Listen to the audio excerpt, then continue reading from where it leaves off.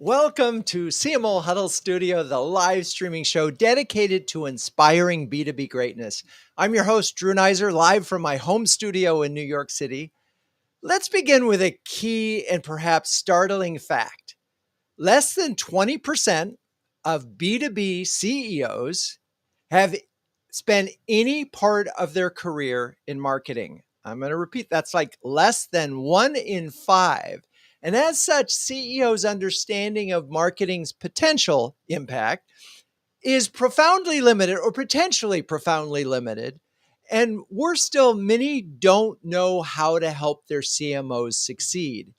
So, being the helpful sort here at CMO Huddles, we'd like to fix that knowledge gap as best we can, and it's tricky because we have to be. These are CEOs; they're very they know what they're doing, but we somehow or other have to get this educational ball rolling. So, with that, let's bring on Rebecca Stone, Senior Vice President of Revenue Marketing at Cisco, an industry expert who has previously graced our stage to delve into the topics of customer advocacy, sales enablement, and branding for large enterprises. So, hello, Rebecca. Wonderful to see you again. Hi, Drew. It's great to see you again. How are you? And I'm good. So, now, how are you and where are you?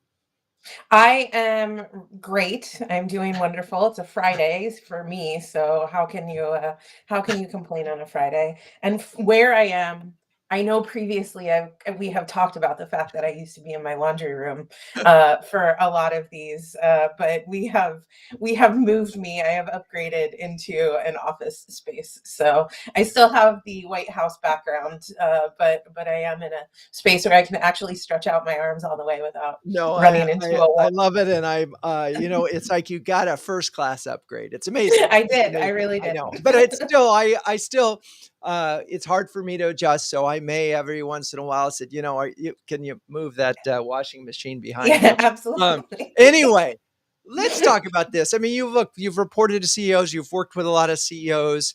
Yep. What approaches have you found effective for aligning CEOs on, and we can talk about just on the broadest possible level where we can talk about shared business and marketing goals. So help us kick us Yeah. off here. Yeah, I think I worked for a lot of CEOs who have either come traditionally from product or from sales. Like those are the two big areas that I have worked with. And both of those areas, kind of know that they need marketing, but they have very specific ideas about what marketing is and don't understand the complexities. And so I would say that I have had the most success when talking to leadership that has no experience. Doesn't just have to be a CEO. It could be a Right. CFO. It could be a head of product. It could be anybody that is a leader that doesn't understand marketing.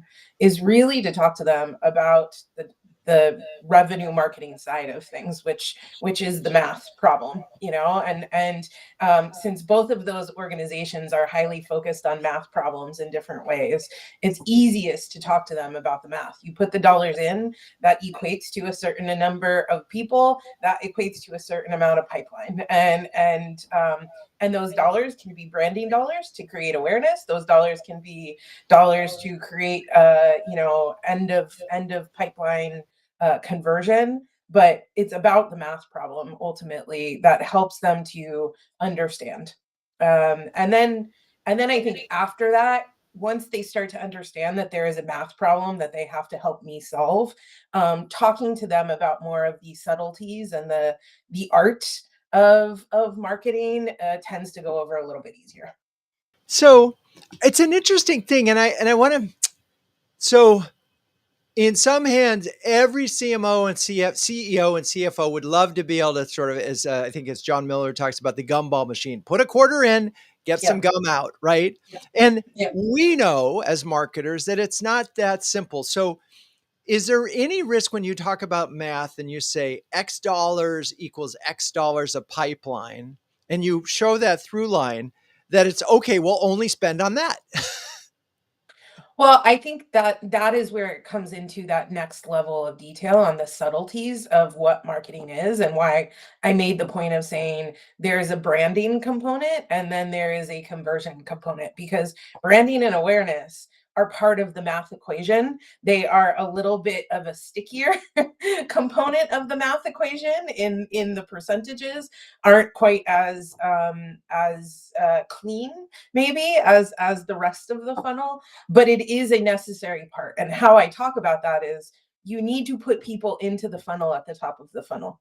In order to do that, you need to get a certain percentage of people that you have eyeballs of into the funnel, and that eyeball to lead conversion, as long as you are trying as much as possible to track that, your media views, your the rates of advertising and things like that, it can be a little bit easier to have that part of the conversation. But I'm fully with you. I understand where you're going, and I acknowledge that that is always the hardest, the stickiest part of the conversation, is that 50% like you, and the 50% that don't, you just don't know which 50% it is. That the classic quote is always there and is always hard to communicate.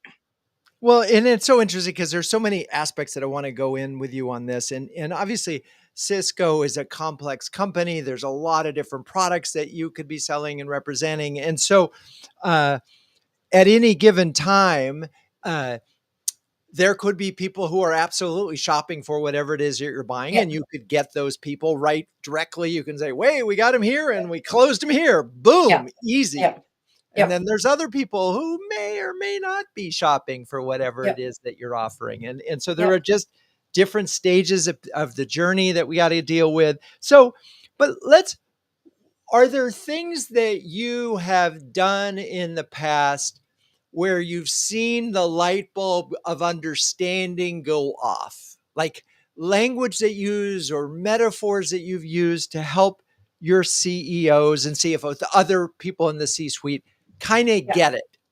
I often so very heavy B2B, obviously, that my career has only been in B2B, but I have lots of friends who have come from the B2C side, and I have found that trying to equate a B2B problem to a B2C, kind of more of a consumer type of experience, often helps. So if you compare what you're doing to, hey, you know how Apple has those commercials, or that you see during the Super Bowl, or Apple has the sponsored music during the NFL games, or whatever it is, like using a large brand that people just recognize from their day-to-day, more non-work lives, as a B2B marketer. It's easier to try and help to equate what you're trying to do in a concept that they experience as a consumer, rather than as a B2B organization. And I just think that that's because there is so much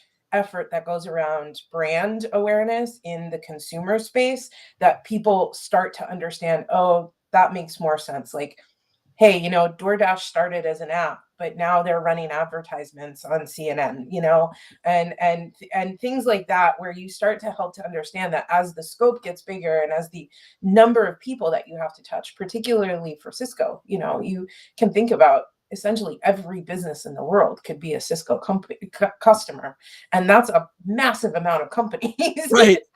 that function in a way that's sort of in a B2C kind of way, that trying to explain it in that way sometimes helps to get the light bulb off, in my current organization. In other organizations that I've worked in, I think it's more, I think that piece is less the challenge. I actually often have more, like when I'm thinking of my startup experience, I've often had less of a challenge with the branding, because every startup CEO wants to have their name on a billboard, or they want to see it on a bill. So you have less challenge with the branding, and actually more challenge convincing them that branding isn't the only place that you should be spending, that you need to be spending on more of the demand activities, the conversion activities lower in the pipeline. Sometimes gets lost because there's such a heavy emphasis on growing the sales organization, that you have to really be able to partner and show that there is a consumer component of it. So I think it depends on the size of the company, the stage of your growth. Like, there's a lot of different things that you have to take into consideration when you're talking to your CEOs about what aspects of marketing need more investment and less investment. But and sometimes it's the time of day and the product that you're talking about too. Yeah, So right. And there's so many different aspects of this. Again, I have lots more questions for you. I do, but you're now in this role of revenue marketing. yep. And that in theory implies that you're not worried about brand anymore. How's that work?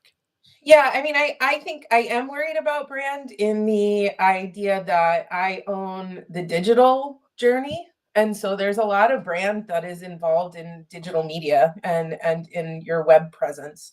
Uh, but uh, but I don't necessarily own the creative aspects of brand. I don't own the higher level corporate message of the brand.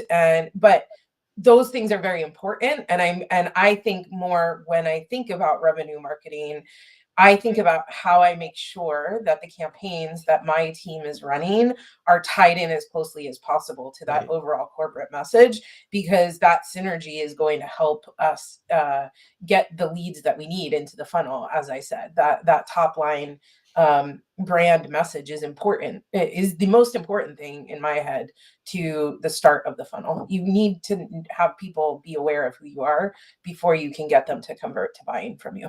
So. Okay, so my big takeaway from this conversation is there's math here. If you can use the math and get to a place where they see the math and agree with the math, then you can start to sort of get a general understanding of marketing's impact on the business. All right. Yes. And I know that our next guest, and I'm going to introduce him now, will be completely with you on that. So it'll be good to, as a perfect segue, let's bring on Grant Johnson, who is a CMO of Chief Insiders and a returning guest who previously appeared on the show to discuss marketing comms alignment, B2B marketing metrics, and implementing ABM. Hello, Grant. How are you and where are you this fine day? I'm doing great. Thanks, Drew. I'm actually in somewhat sunny San Clemente, Southern California. There's some alliteration for you. There we go. I love it. Probably, did you get some tennis in this morning? Not before this very important participation. I will do it later, though. Thanks All for right. asking. All right. All right. Yeah, that's all these things are important. It's important to have that good balance on there. Okay. So you heard Rebecca talking about the math. You and I have had lots of conversations about the math. I feel like we should just sort of start there in your thinking about what you heard and anything you would want to add on top of Rebecca's thoughts.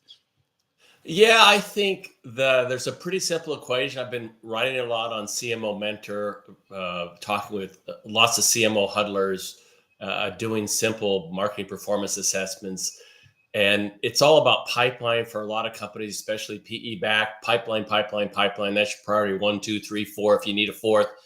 But pipeline performs better if your brand has high engagement and loyalty, if your market presence, whether it's through LinkedIn, your website, your distribution channels are all performing well. So as Rebecca said, it's all very connected, and you can't simply just create more top of funnel and force it through to close, right? So as she talked about with B2B and B2C, if people like you, they like engaging your brand, you're genuine, you're not chat GPT created content only, you're authentic and you're differentiated.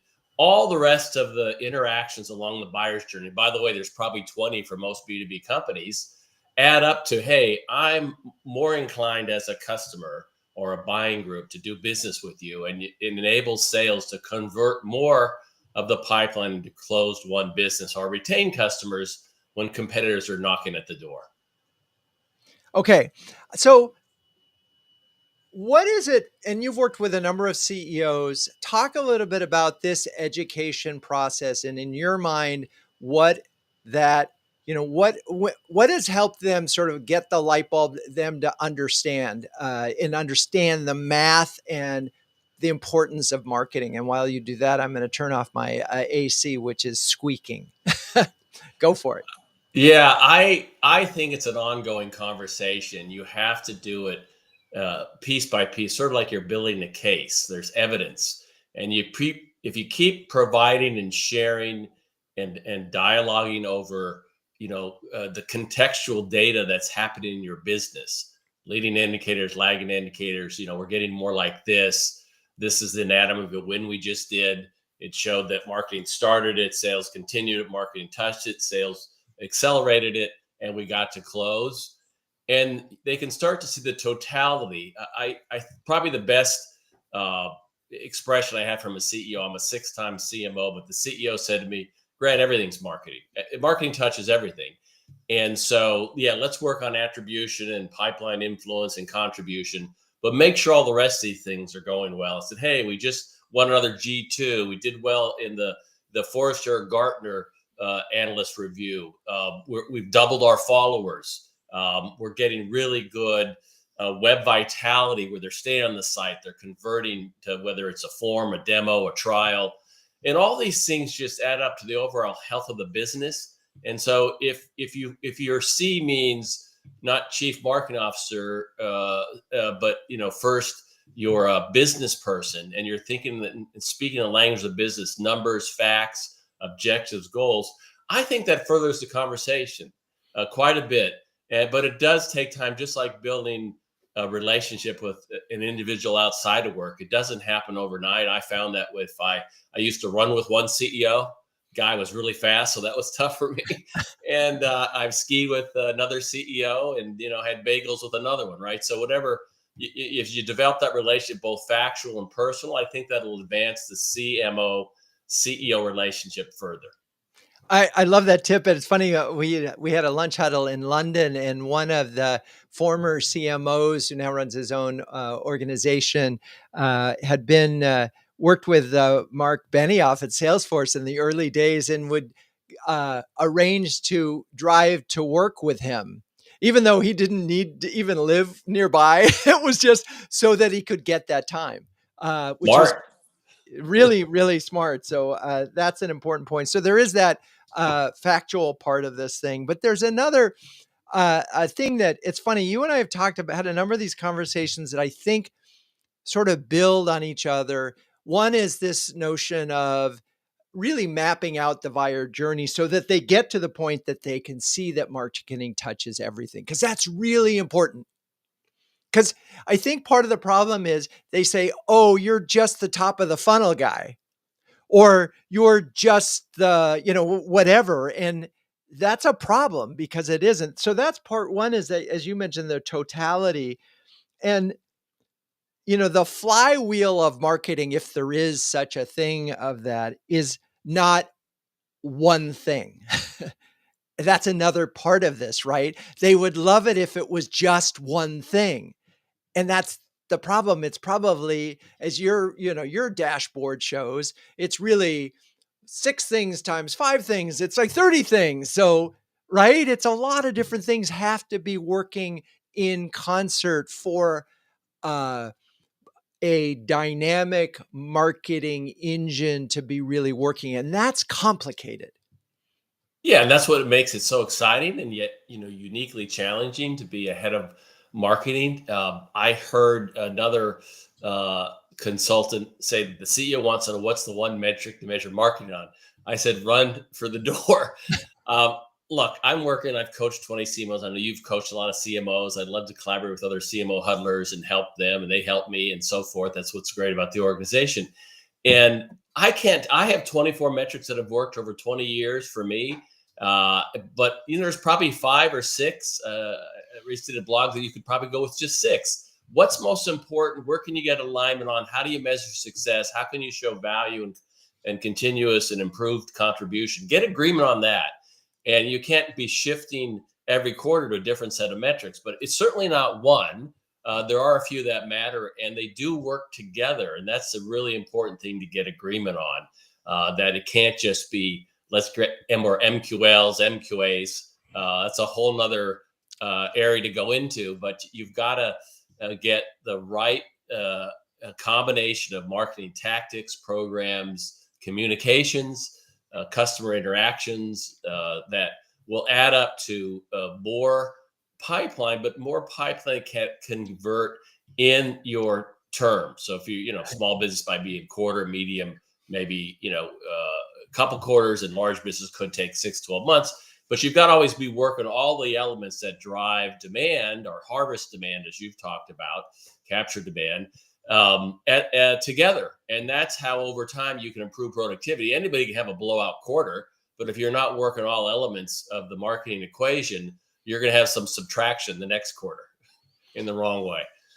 So, and again, these are conversations that we're having on the side that I would love to have here. So part of this challenge is, every CEO, they have a vision for the company, and maybe they even have a vision for the category that they're trying to create and the customer relationships that they want to build. But ultimately, there's somebody giving them money that is expecting return on that revenue. And so the word revenue comes up, and a lot of times I'll hear CMOs say, it's all about revenue, and we got to show the link to revenue. The challenge that I have with this, and you and I've talked about this a little bit, is revenue is a lagging indicator.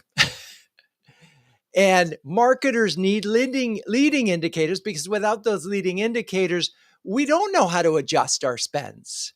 So have you had a point where you've, again, been able to help a CEO or a CFO get to the point where they understand, okay, here's how that lead progressed. And, I remember you had a 130 point touch journey that you once had, or something, at one of the companies you were working at. What's that way for other CMOs to help them get beyond this pipeline, revenue? What do we close this quarter, this month? Well, first of all, to some extent, you probably won't ever be able to do that, because, let's be honest, the board's going to say, here's the number you signed up. The investors are going to say, keep improving everything. And so you've got to make the number, assuming you can make the number get close enough that you can take a little pressure off and you can have a little bit of space to talk about. Let's talk about what we're building for the long term. I've used a lot of analogies where, like, we've got this engine, we got, 4-cylinder, we're going to get to an 8, then to 12. We get this Harvey ball, about the 12 marketing disciplines. We're a half Harvey ball here, we're a quarter here, we're 3/4 here. We'll get them all to 3/4 or full, but it's going to take us quarter by quarter. So they get it, a quarter. It takes time. So you sort of get that. And then you show, what I like doing with the market performance assessment, just set your baseline. It could be, a year ago, ideally, but, Q1 is done. Now we're in Q2, we're in April. So what do we do in Q1? And if you can show with the metrics that help with market presence, that help with brand strength, and that help with pipeline health, you can show that, hey, these are going up a little bit. So are these. The raw numbers aren't necessarily going up, but your conversion gets better. That's key. Right. It's not just quantity. It's conversion and likelihood to actually progress to close. And you can show that correlation. And of course, the subjective things like, testimonials and, the conversations that you can, capture with Gong that you're having with customers. Hey, I saw you did this. I saw this customer success story. I'm really excited to learn more, whether you can help my business. All these things sort of add up. At the end of the day, profit and loss will be the biggest, revenue and P&L will be the biggest determiners for the CEO and the CFO. And so you're going to be held to that same standard, but you can get, if you shape the conversation and provide data-based insights into what's happening in the business, you can build a better understanding for the totality of everything marketing contributes for company success and ongoing growth. Okay. So we're living with the fact that it's revenue, just like Rebecca said, we got to connect the dots. We're living with that. But don't forget about anecdata. There's some good stories that be told that will show that you are in fact making progress. All right. Well, with that, we'll come back to you, Grant, but now we're going to welcome Jan Deahl, who is Executive Director and Head of Marketing at Drakestar, who previously joined us on the show to discuss ICPs. Hello, Jan. Welcome back. Drew, good to see you. Good to be here, and great discussion so far. Well, so just to ground you, where are you this fine day? Yeah, I'm in my home office, Englewood Cliffs, New Jersey. All right. Well, we have now, we've got West Coast, and we're now equally balanced between East Coast and West Coast. I love it. So based on what you heard, based on what Grant and Rebecca said, what were you thinking about? Yeah, that makes sense. Or how did that align? I got a couple takeaways. One, the complexity around this, like, it's not, put in $1 into the gumball machine and $3 comes out. I also think about situations. Every situation is different. You have a Cisco, and then you have a company like mine, Drakestar, like very different, situations, teams, etc. Yeah. So, all right. So, what's from where you are? What does effective CEO CMO collaboration look like when it comes to? And I guess we could just say stop there, or when if you want to talk about it from a driving growth standpoint, that's good too. Yeah, let's stick with the driving growth theme. I mean, I think, first, driving growth is a team sport. So marketing's not going to do it by themselves. Sales isn't going to do it by themselves. Product plus marketing plus sales working in unison. I think the CEO is sort of the highest representation of that at the organization. Um, Collaboration and alignment with the CEO is critical. And if you get it right, it's game changing. If you get it wrong, it's a disaster. I think there are a few key elements. Okay. Number one, I want the CEO to know I'm not the pictures and colors department.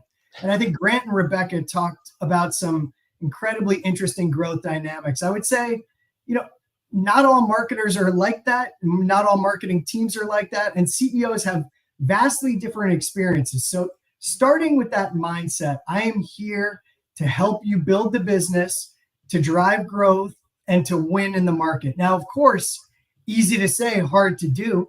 I have to back that up with a strategy, a plan, execution, results. But that foundational starting point, look, we're on the same team. We're here to win together or lose together. Number two, alignment on the big picture plan. And I could talk all day about this, but I'm a big believer in, starting there. And then the final thing I think is frequent two-way communication. So what that typically looks like for me, Drew, is kind of a quarterly update to the CEO executive committee board on our plan, how we're executing against it, what do we look like, quantitative KPIs, qualitative, and then an every 2-week one-to-one CEO with my board talking about strategic and tactical. I have one coming up in a couple hours. And then really sort of the daily that arises on an ad hoc basis. The final thing I would say, look, you need to earn a seat at that table. And command the attention and care. But when you do, it's kind of the most fun and productive part of the job. So just to give it two things. So one, every 2 weeks, and while I know that a lot of CMOs do meet with their CEOs, whether it's weekly or even with more frequency, that 2 week thing is interesting because there's almost a thing. Well, what's improved? What's changed? How are we doing on pipeline? And so, how do you manage that particular one in terms of movement? Because quarter to quarter, yeah, we've got 12 weeks in there that we could actually show some improvement in things. Right. No, great question, Drew. And first of all, back to my previous look. Honestly, that's not what that meeting's for. What we're talking quarterly around, here's our plan, here's how we're executing against it, here's where we look, quantitative KPIs. Now what we are talking about, so don't ask me like tick up or tick down. We're talking about, okay, of the 3 to 5 initiatives that we laid out at the beginning of the year, we know these two are kind of in very good order. This one is where we're digging in on. So from a macro standpoint, I'll probably have, in fact, in a couple hours, 1, 2, 3 big strategic things that I want to talk about. I want his input on. It happens to be him. And then, then we're honestly digging into details on like the micro things. Like, by the way, we did this new CEO testimonial series. We did number 1 and number 2. Here's how they performed. Like, and we're talking about, sort of the big picture and then the micro, all of the things that I'm and my team is executing and seeing from our partners around the world too. So as you're talking about this thing, I was wondering if this factor is still, marketing used to be say, oh, you're there, you get to do the fun stuff. And sometimes CEOs kind of like to think they're creative and want to dabble in that world too. As you're sharing this stuff, are you creating opportunities for the CEO to sort of say, that's interesting, what if we did this, and sort of stimulate their creativity? Or is it, are you looking for real input at that point, and is that important? Yeah, no, I love this question, and the answer is yes and no. So the yes, I'm a big believer on setting up a strategic overarching marketing plan up front.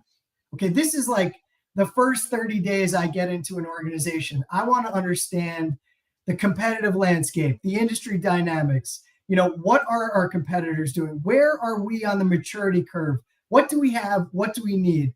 What does our clients and prospects look like? Where are we winning and losing? All right, then I build my strategy. Here's what I see. Here are the goals we're going to set out. Here are the major initiatives. And here's how we're going to execute. And here's the resource we need. Now, here is where I want heavy debate. Challenge me. Here are the 3 to 5 things I think we're going to work on for the next year. What do you think? Do I have this right? Do I have this wrong? You know the business. You're talking to clients. I want to build this foundation at the outset.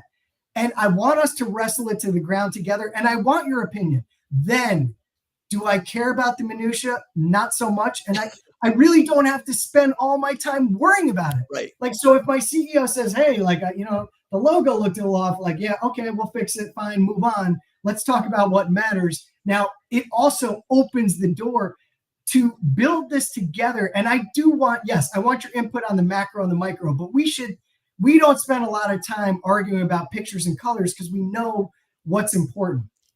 Yeah, I love that. It's really knowing what you want their opinion on, and being able to put it in that context is important, because obviously if you don't ask for their opinion and you do that over time, you're training them. This is when you get to add value. This is when you really should stay away.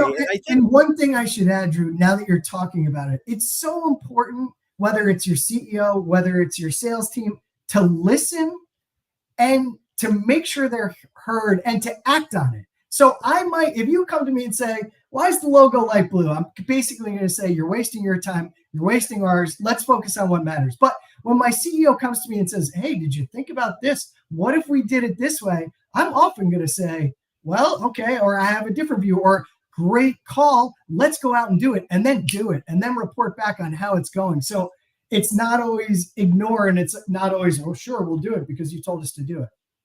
Okay, this is amazing.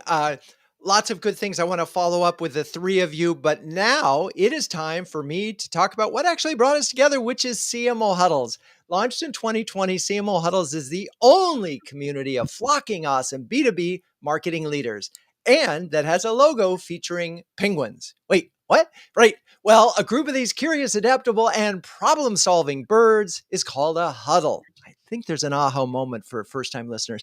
And the leaders in CMO Huddles are all that and more, huddling together to conquer the toughest job in the C-suite. So, Grant, Rebecca, Jan, you are all incredibly busy marketing leaders. I'm wondering if you could share a specific example of how CMO Huddles has helped you. Any volunteers? Yeah, I'd be happy to start. Oh, okay. Grant, go for it. Oh, yeah. I've been a huddler for 4 years, as Drew knows. And when I developed the marketing performance assessment, these metrics, look, it was in my brain, but Drew and a dozen other huddlers who had also created, hundreds of millions and billions of pipeline and had a lot of lessons learned. Hey, check this out. We got on the phone. They really helped perfect it, make it broadly usable to any B2B, any SaaS business. And there's been many other examples. That's probably the most recent one, where a number of the huddlers were willing to take time to help me. And it's always a quid pro quo. If you ever need anything I say to them, just let me know. It's a great community. Thank you, Grant. Let's see, Jan. Yeah. So, a few ways. I love it. Peer network, and I'm surrounded by excellent marketers like Grant and Rebecca and others. I can work with you guys on the day-to-day challenges, and I don't have to be the CMO alone. And then, you have great sort of career and, interesting things on a wide range of topics, which are always helpful as I kind of evolve my marketing programs. I love it. All right. Well, and Rebecca, you've been with us from day one. I have, and I would say I will continue to be with the group because for the same reasons. I don't have a whole lot of different to add, but even when I'm too busy to be in the huddles, the Slack channel is a huge lifeline for me when I'm like validating technology or looking for people who are recommended to hire for roles that I might have open, or just exactly what Jan said. Every one of us is having very similar challenges, no matter the industry, the size of company, like where we're located. And it's nice to be able to just identify with other people who are in the same situations that you are and get advice. So everything about the CMO huddles is just my favorite. I love it. Thanks, Drew, for starting it. It makes me very happy. I'm blushing a little bit. If you're a B2B marketing leader who wants to build a stronger peer network, gain recognition as a thought leader, and get your very own stress penguin, please join us at cmohuddles.com. And don't forget about our Super Huddle, the CMO Super Huddle on November 6th and 7th. It is going to be flocking awesome. I'm going to actually say flocking awesomer, because we had our first one last year and it was. So here we go. All right. 3 of you, we're back on this topic. And I'm curious, there's a phrase that I probably hate more than any, and I ran a lot about this, various things, but this one is just the marketer. Oh, you're just the marketer. And we spent the first half an hour of this call talking about not being just a marketer and elevating that. I'm curious, besides some of the things that we've talked about, what have you been able to do in your careers that helps your CEO see marketing as a strategic growth driver, not just the function? And Rebecca, I'm curious on your thoughts on that. Yeah, I think that there's 2 ways that I would think about answering that question. I think one goes back to the math problem and being able to demonstrate that you can actually contribute to the bottom line of the business, that it has to be a key component of how you demonstrate that to the rest of your leadership. But I think the second piece is sometimes bringing the voice of the customer back into the organization in a way that is very, very different than product or sales. Sales has a very specific perspective about trying to sell a product to a customer. A product has a very specific perspective about trying to build a product for a customer. You can kind of serve as a almost neutral voice in that of what is the customer actually, the challenges that they're seeing, the problems that they're trying to solve in a way that can be a very different perspective than those other 2 in what I like to say is the other 2 legs of the stool. And so I think being the consistent voice of that customer back into the organization is a great way to build trust with everyone else about what you are actually trying to deliver on. Yeah. It's so interesting. I'm so glad you mentioned that. One of the things that really encourage CMOs who don't have, say, customer advisory boards is be the person who initiates that and be part of it, because that gets you a direct pipeline to it.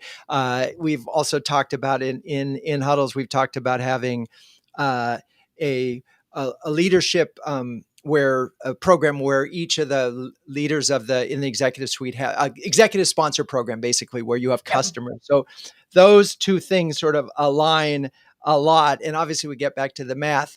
Grant, do you have anything else to add on top of the math and the voice of the customer part? Yeah, I tell you, and I've done this from experience, you've got to be, as you've called it, CMO plus, and you got to figure out what is that plus. Can you drive, product innovation, customer expansion? And I've done this 3 times, so it's something I must be okay at, and recognize with the CEO is to say, how do we outpace the industry? And took a look at our market position and reimagined. You can call this a category disruptor, category creator. It doesn't really matter what term, and come up with the positioning, the messaging, the brand differentiation to elevate these companies that I've been at. And in each case, the company's more than doubled from, let's say, 100 million to 200 million. And it wasn't simply due to, more efficient sales or, larger pipeline. It had to do with the overall position in the marketplace and punching above our weight. And so I think if, you can drive one of those initiatives, they can see you, hey, I'm thinking about the business strategic. I'm not just thinking about marketing, getting awards and accolades. I'm thinking about us outpacing growth and, getting the recognition in the industry or press, if you're public or private, around that. And I found, since I've done it 3 times, it's an area that I'm comfortable at. And look, the ones Rebecca mentioned, there's many other ways you can be CMO plus, but you got to be more than that gumball machine. And it's going to take a while. And just find the initiative you can lead and deliver results with. Yeah, it's so interesting. I was talking to a CMO today who also had customer experience, and it does strengthen your thing. The other thing that you made me think of is, and we haven't talked about this enough on the show, is I think it was Beth Comstock. It's like sales is in the quarter, marketing should be 18 months ahead, and that's hard. And this is where it's a little contradictory again, because you got to drive revenue, which means quarterly, but you really got to be thinking about 18 months, 24 months. And that's going to mean being ahead from a positioning standpoint, a vision standpoint, maybe a category, expanding the vision, right? So it's a bigger strategic role when you describe it that way. And it feels like, and correct me if I'm wrong, it feels like you have to earn that right to get there. You have to step up, raise your hand, and be persistent. Nobody says, hey, Grant, why don't you take on this growth initiative? I haven't seen that happen, but when the discussion happens with the executive leadership team, the offsite, the quarterly business review, just, take some risk and make it happen. Interesting. I also think, Drew, just to jump in a little bit, I think when I say a math problem, my math problem is an 18 to 24 month math problem. It is not an in-quarter math problem. And I think that is maybe that nuance is really important to call out. Is sales is focused on the current quarter, and you can help with the math to drive pipeline, but you also need to be able to demonstrate in your math problem that your customers take 18 to 20, at least for large enterprise customers like we sell to, that's an 18 to 24 month sales cycle. The smallest customers that we do, which are SMB, are still a 6 to 9 month sales cycle right now. And so being able to demonstrate that you need to get those customers in 20, somewhere between 9 and 24 months before they're even talking to sales is a very important way to help to drive that conversation about the extended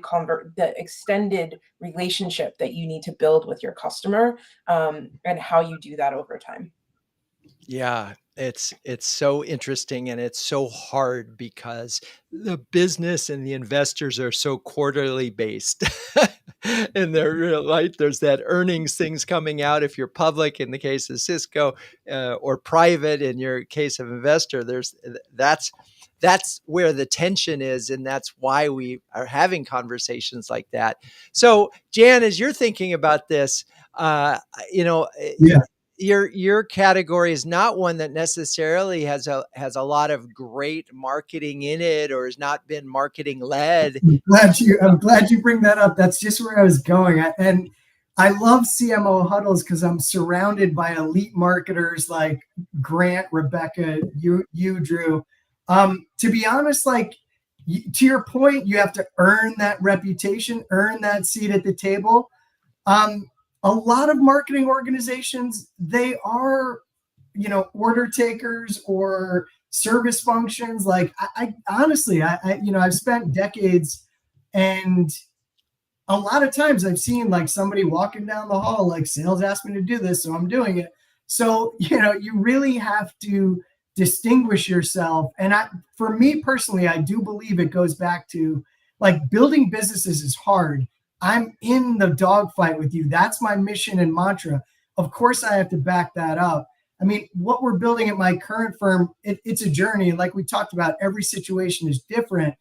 We built a plan. We got executive committee and CEO buy-in. made some strategic shifts, and we're building meaningful growth in leads. We can argue whether the MQL is dead.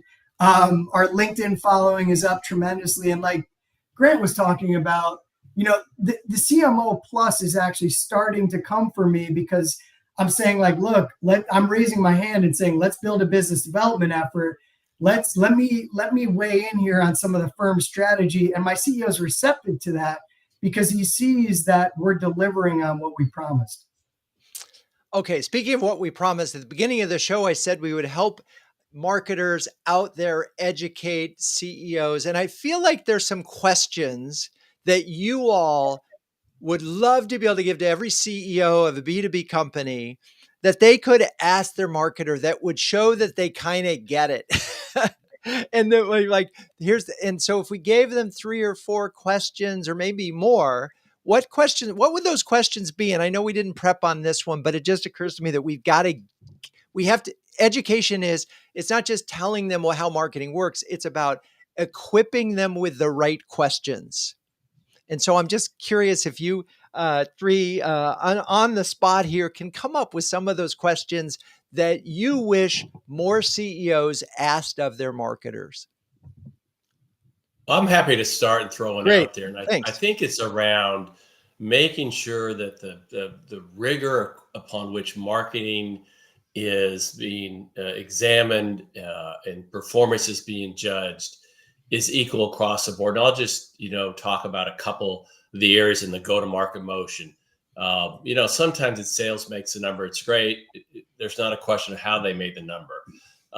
And customer success, if we don't have too much deflection, but I've often had discussions where we talk about what are the metrics that we're measuring customer success on, not just like renewals and time they're using the product and the engagement in our community, coming to the customer advisory boards, and same with sales. Are they getting compensated for net new, which is hard to do, and expansion, whether it's additional usage or as an upsell or cross sell to new product or solution. And hey, I made the number. I'm not saying sales leaders ever rest because they know they've got the next quarter. But if you start asking, the metrics that impact the business over time, then it's equal. And then it takes a little bit of the heat off. You say, well, look, I've had these dashboards. Like I got a couple of yellows and a red, and somebody else has 6 yellows and 5 reds. So, okay, so we all got to get better. We're all in it together. So I think the same things. You're expanding the conversation holistically about the business instead of let me just put the microscope on marketing and start defending your life. Yeah. And I mean, I feel like it's like whenever you have a budget cut, well, marketing is the first one to go based on what? Just because it seems like it's the easiest one, but not because it's necessarily the thing that will have it's the easiest to cut, but not necessarily the easiest benefit to yield for you. So, but you're right. And so there isn't there isn't consistent scrutiny from a metric standpoint across the various places. So that's a great question. So how can we collectively have consistent measures across the organization? Rebecca, some questions you'd love more CEOs to ask of their CMOs. Yeah, I mean, I think I just thought of one just based on this conversation, which is how can I help the organization be less skeptical of marketing is probably a great one that I would love to have CEOs ask. I think the second is actually not a question, but time, because often I think it was Grant who said, like, the more time he spends building the relationship with the CEO, the better it is, because you just have the time to explain things that feel very complex. And there's often this acceptance of product and engineering being complex, and nobody really needs to know what's going on in that black box over there. If you're not formally product, or because you came from product and engineering, you deeply understand it, so you don't need to do a deep dive. If you don't come from marketing, there's often this lack of respect of how difficult the craft of marketing is. And so I think the time to just commit to understanding the craft of marketing and appreciating the craft of marketing is something that I would ask for. I love it. And it's funny because I finally in an editorial last week, I just said, okay, I'm going to say it. All marketing drives revenue, period. But it is a question of time and target, right? So as long as we have more time, yeah, or those are the dimensions, because sometimes marketing has an impact on employees. Sometimes it has an impact on customers. Time frame driven, all of it equals revenue eventually. Okay, Jan, did you have a question you wanted to make sure that CEOs out there asked to their CMOs? Yeah. And I mean, I love piggybacking off of what Grant and Rebecca said. I mean, I think, I would love if the CEO said to me, what can the organization do better? And actually, where my CMO plus is starting to emerge is they're not going to ask me, so I'm going to raise my hand. I'm like, this happened recently. Like, hey, what should marketing look like next quarter, next year? I'm like, honestly, like marketing's doing pretty well for the resource we have. Like, let's talk about sales. Let's talk about the pipeline. Let's talk about the metrics there. Let's talk about building a business development effort. Firm strategy. Let's talk about where we are from like a technology standpoint. So, I would love it if we elevate the conversation and if, like Grant said, it's right. Like, are we holding sales and marketing and product and the organization all to account, because we have to do this together. If product is broken, or in my case, our offering or our service, then I'm not going to market it and sales isn't going to sell it. Like, so let's take a step back and say, like, as a collective, as a leadership team, where should we be focused? I love it. All right. Well, we're running out of time, so it's now time for final words of wisdom. What advice would you give CMOs who want to strengthen the relationship with the CEO and elevate? We've had a lot of conversations, so it's okay to repeat. And we'll start with final words of advice from Rebecca. My final words of advice are really to take the time to speak about the business and speak about the marketing contribution to the business to your CEO in a way that they understand, which always comes down to revenue and dollars. All right. We're going to come back to math. Let's see. Grant, final words of wisdom. Get to know your CEO on a personal basis and insist on regular interactions, whether it's twice a week or once a week. You need that time to foster and build an effective relationship. Yeah. And I feel it. And I've talked to a number of CMOs when they do have that relationship, the CEO is texting him sometimes at bad hours, but texting him for, hey, I'm working on this strategic vision. Can I share it with you? That's when your investment in the time is there. Okay. Jan, bring us home. Yeah. Look, we're not the pictures and colors department. We're here to build the business with you, to win with you. Have that passion, have that starting point, and then, of course, back it up with results. I love it. All right. Well, there's a lot in here, folks. I think you're going to want to probably read the transcript. There's some really good details there. Anyway, thank you, Grant, Rebecca, Jan. You're all amazing sports. Thank you, audience, for staying with us. Please join us in 2 weeks when we'll be talking about AI's impact on marketing with Jeff Morgan, Kevin Ruane, and a mystery guest to follow. CMO Huddles Studio is produced by Melissa Caffrey. Our production assistants are Laura Parkin and Ishar Cuevas. If you'd like to learn more about CMO Huddles, please visit CMOHuddles.com. I'm your host, Drew Neiser, and until next time, keep on sharing, caring, and daring each other to greatness.